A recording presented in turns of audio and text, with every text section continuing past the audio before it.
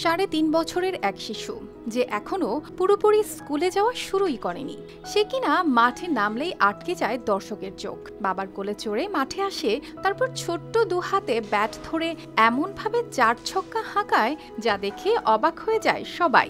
আবার কখনো বল হাতে ঘুরিয়ে দেয় লেগ স্পিন, যা দেখে হতভম্ব হয়ে যায় দর্শক। এই বিস্ময় বালক কুড়িগ্রামের প্রত্যন্ত অঞ্চলের ছোট্ট ক্রিকেটার মোহাম্মদ ইসা। মাত্র ২ বছর বয়সেই খেলাধুলার প্রতি ছিল তার অদ্ভুত আকর্ষণ। অন্য শিশুরা যেখানে খেলনা গাড়ি কিংবা পুতুল নিয়ে ব্যস্ত, সেখানে ইসার খেলনা হয়ে ওঠে ব্যাট ও বল। আমরা আশা করতেছি যে সে যেন কুড়িগ্রাম জেলার হয়ে জাতীয় পর্যায়ে সে খেলতে পারে, এই আশা আমরা করতেছি এবং সে অনেক ভালো প্লেয়ার।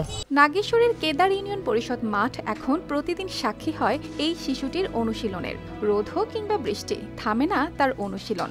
বৃষ্টি হলে পরিষদের বারান্দায় হয়ে ওঠে প্র্যাকটিসের জায়গা। প্রতিদিন আমার এই পরিষদ মাঠে এসে ওর বাবা সহ ক্রিকেট প্র্যাকটিস করে এবং আমি নিজেও কয়েকদিন ওর সঙ্গে প্র্যাকটিস করছি ২-১ দিন। ওয়ালটন এখন দেশের সীমানা পেরিয়ে পৌঁছে গিয়েছে ৫০টিরও বেশি দেশে। ওয়ালটন, ঘরে ঘরে বিশ্বজুড়ে। আমি ওর মধ্যে একটা মারাত্মক প্রতিভা দেখছি। এলাকাবাসী বলে ইসা মাঠে নামলেই ভিড় জমে যায়, পথচারীরাও থেমে দাঁড়ান। সবাই ভাবে এই ছেলেটি একদিন বড় ক্রিকেটার হবে। মনে হয় লিটন দাসের মতন করে সে স্টাইলিং ব্যাটিং করে। আসলে এই ছেলেটার খেলা, এই ইসার খেলা আমরা প্রায় প্রতিদিনই দেখি। সে কিন্তু খুব গরিব, তার বাবা গরিব, অনেক পরিশ্রম করে। তার মধ্য দিয়ে এই ছেলেটাকে সে ছোটবেলা থেকে ট্রেনিং দিতেছে।